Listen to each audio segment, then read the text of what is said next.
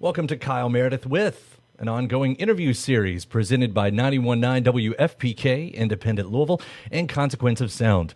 I'm Kyle Meredith, and this time around, I'm talking with Albert Hammond Jr.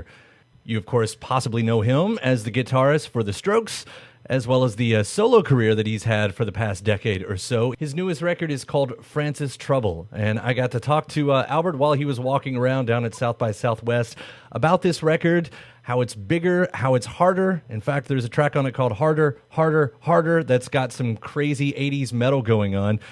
We also talk a little bit about at the beginning here, there's a story that goes with this record about how his mother was pregnant and the baby was stillborn, and she didn't know that Albert was still in there. She didn't know it was twins. And later on, he found out that there was like a fingernail in there when he was born. And so this whole time, you know, he kind of knew this brother that he never knew, and how that works into the record. It's about much more than that, though. In fact, I'll let Albert tell you all about it. Albert Hammond Jr. Hey, Albert, how are you? Good, Kyle. How are you doing? I'm all right. It's good to talk to you again. I hear you're down in the madness of Austin right now. I am. I'm in a car trying to get to the outdoor venue because I think we have a possibility of a sound check, which is unheard of, and it made me very excited. It's true. Well, we'll try to make this to the point then, so you can get to that sound check, hopefully. So, Yeah. So I'm really enjoying Francis Trouble, man. What a cool record that you just released. Thank you so much. I really appreciate it. It's like it means a lot that people are feeling the same way I feel about it, which is great. I do feel like we probably got to get the story over with, because there's a little story that the press is running with here that sort of goes into the record, and it's a bit of a bizarre story, right? Well, yeah, it's just a actual truth. But this is about a twin brother that was never really miscarried, never born. How do you say that? Stillborn. It was stillborn. I mean, it's not about it. It's just like how would I say it? It's like the stitching in a jacket, right? It holds the jacket, but you don't notice it. You don't see it. So it's just kind of what got it started. You know? But as far as that story goes, no, actually, it was in the middle. Oh, didn't even get it started. I came off tour, and I knew I just wanted to make a visceral record, a fun record, and I started playing the idea of an alter ego, and I didn't want my name attached to it or the baggage to it. And it just, when I found out that information kind of in the middle of making the record, it just cemented the path. And kind of, I don't know, when you're creating, you're kind of just bouncing between two sides and taking little bits here and little bits there, and you're a child in a sandbox. You don't really know what's happening. You're just having fun with stuff. And then things start to appear, and when you're done, you see paths that you've taken to get to certain places. But writing for an alter ego, though, that sort of opens a lot of doors, as you're saying. One, it gets to the baggage that you're talking about, but also, I would think that it gives you a little bit more freedom than what you usually allow yourself to take the direction to explore. Sure. I mean, it was more an exercise or at least it started. I feel like as you grow up and live, you build a lot of walls from insecurities and fears and just many interactions in life. And so it was kind of like a taking down of that. So if I could be someone else, I could poke fun at myself a little more and have a little more fun with certain things. And then that, like you said, definitely helped with melodies. It also helped opening up the door to strangely write more truthfully about myself and things that I had gone through lyrically. There's a lot of even from a positive place. It's just a lot of things I've realized. You start to see your fallibility as time goes on. You just see all the mistakes you continue to make. The interesting thing about that too is, it's and the parallel on this. I think a psychologist would have a field day with all of this too, because here is that backstory. You have a twin brother that's stillborn. Your mom doesn't exactly know that you're in there. You grow undetected. With the use of an alter ego, you get to grow undetected because there is a major spotlight because of your history. Wow. Yeah, I like that parallel. Shit. I can't be the first person who said that. No, but it's fun it's like, I don't know, there's many different aspects of an interview, right? There's some people who just coming at it and having you talk about it, and then sometimes you're having a conversation and you re-see stuff that just from how they saw it. It happened recently when I was talking with Andrew WK on this podcast. He poked in there too. It's been a whole thing in all my life, being a junior and then being in a band. I mean, this record definitely has given me the opportunity to try to break away from the, when you get successful in a story of rock through media, you get typecasted. He's a guitar player, and this is what the history of guitar players have done, and that's it. Mm-hmm. And so this record is trying to break that narrative. But the fact that I actually know that, I can say it out loud, and I'm not confused if someone were to ask me that, has made it even more so a thing, And with that guitar thing, I mean, you are known for a sound. You somewhat invented a sound, which not a lot of people can say, at least one that became popular. So what's new this time? What are the breaking points on this record? I still think always with guitar, you songs and parts as a whole. I feel like there's very few guitar bands that have parts. And so it was really something for me, and to avoid keyboards and just have that more raw energy was really something important to me. But, I mean, I hear things on here that I don't usually hear from you, like the final track, Harder, Harder, Harder. I'm thinking, is that a great blast of 80s metal that I hear coming through there? I mean, that's definitely I definitely like stuff. I like such a wide variety, of stuff, and that's one of my favorite songs. Play Alive, to just the fact that I made, you know what I mean? That it's not, I don't know. I kind of made that. My first record was like a living room record, It was kind of trippy, and you should listen to alone, and sonically it has all these different textures, and this one's like a come out to the show, and let's all gather together and fucking, jump up and down. And it's the wonderful, theatrical, a little over the top things, which I love, because I feel like sometimes rock in general can take itself a little too seriously, maybe because it's had a voice, or it has been, it can be seen as moving in a certain way. But I just feel like it's fun you can have both, is what I'm trying to say. It is a solo record, but you still got a band. So in a sense, is it still band life for you at this point?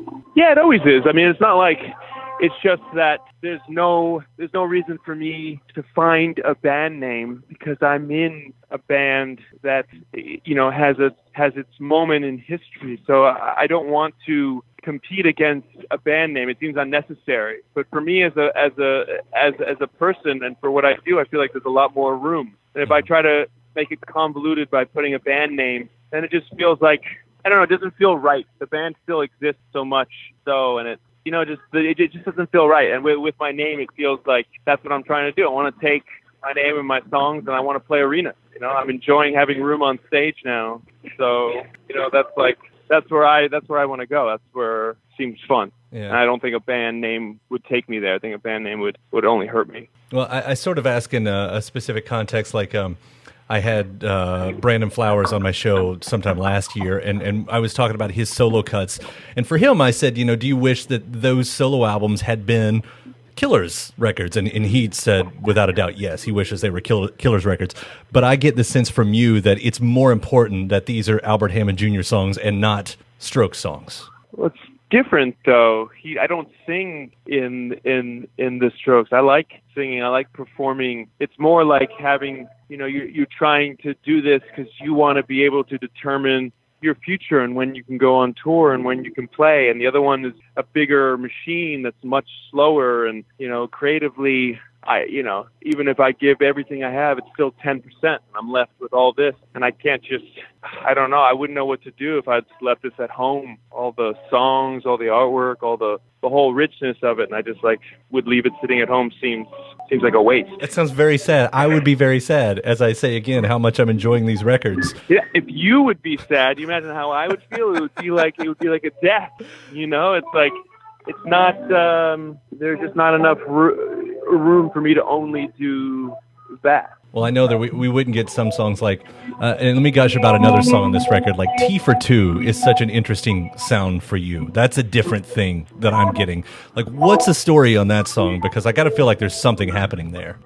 When you, the saying, if you start taking whatever you start doing now that seems so small will eventually lead to something bigger in like a year or two. Well, basically, I feel like I've been slowly changing since my EP, trying to figure that out, and I've got into different music. So it doesn't seem crazy different for me because I feel like I've been living it, but I know that it's different from what would be expected, and that's exciting. But I don't know how to say it because it's not like I don't know. I look at songs where like, you start playing and you're like, that's not exciting me now. So the songs on this record are the sounds that are exciting me now, or progressions or way things are, how would I put it? Like structures of stuff, just works right now so well. Again, I'm grateful for it. I think you've done the best solo record yet. And I say that being a very big fan of the last one, too. I know when we talked, I gushed a lot about that, and I'm probably overly gushing here, but, that's how it goes. No, I feel like to write, to get better, you have to know, just like in the process of writing, you might have your favorite part, and then you're writing, and all of a sudden the new part comes in that just you can tell will be a better song than the part you have. You got to be able to just move on from it. So that's a big thing. I look at it, that's a positive thing. Everything that comes before has cool songs to me, but nothing has what this has as a whole, as a record, And, secretly you wish you could start again and be like, all right, that was just stuff I did in my room. I didn't play it for anyone. But then half of that change is, kind of feeling like you're failing in front of people definitely gives you a different outlook on stuff. But yeah, it's by far the best record. The other ones are in a corner. But I got to be honest though, now playing with these new songs, now playing old songs live is amazing. Like songs like Side Boob have taken from the last record have taken off on this tour more than other ones. I don't know if it's because of the new songs or just the dynamic of stage or having a record that you feel like this about, and then just older songs just get richer. I understand, when you have a new project like this, that the past is always kind of creeping there, and there is the weight that we were talking about early on in the interview. So I kind of ask is, in that context, I just picked up that book, and I will say that book because we all sort of know what I'm talking about with Meet Me in the Bathroom. What was it like after all of this, though, like seeing your life and that history in third person? Like now it's in a book. Now all of that's happened. I mean, there's no way any of that stuff can capture your life. It's as much as you can talk with the person there. They have a story, and you're going to end up having like 3 or 4 days of your life that's going to seem like a period of 10 years. I mean, it's funny. I enjoy looking at things like you're just this character, and they're just kind of like, not, how do I put it? It's just like something that's there. I enjoyed talking to Lizzie. I thought when I spoke to her about all the things I spoke to her about, they were just like fun stories. And I had read Please Kill Me, so I was just like, oh, it's so cool. Just, you tell fun stories back and forth. And then media has fun creating their own stories. It is whatever, it is just, if you look at it humorously, it's great. If you take it seriously, it's bad. People get pretty serious. I feel like life's a little less serious, and I think there's more serious things than whatever the book is. I don't think you'd know anyone deeper because of it. I hope you'll grant me the questions that you probably can't answer here, but I've noticed that it has been sort of a leapfrog with solo strokes. Do you foresee that that's going to keep that going that way?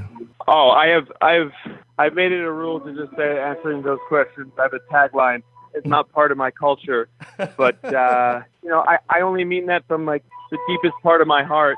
I always find that the media always tries to tear us apart, so I wait to be as a band when we speak, and when we're not a band and I'm doing my stuff, then I just speak about me. Right. I always feel like fans think it's a sore thing, but it's not. It's just it comes from a good place, trying to keep something without being damaged by other people. You know what I mean? Trying to keep it just for myself. I'll say that I'm asking the question from a selfish, very selfish point of view, because that just means I get more music from you quickly. Of course. I totally understand. I understand. I'm in the band. I love it too. Well, either way, I'm glad to have this one right now. I'm really, really enjoying Francis Trouble, and I got to thank you for it, and thank you for your time today, especially in all that madness down there. Thank you.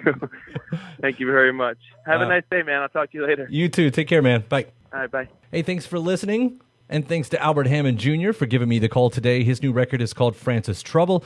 Don't forget to subscribe to Consequence of Sound's YouTube for interviews for all of your favorite artists. And also head to WFPK.org. We're doing great things over there every single day. I'm Kyle Meredith, and I'll see you next time.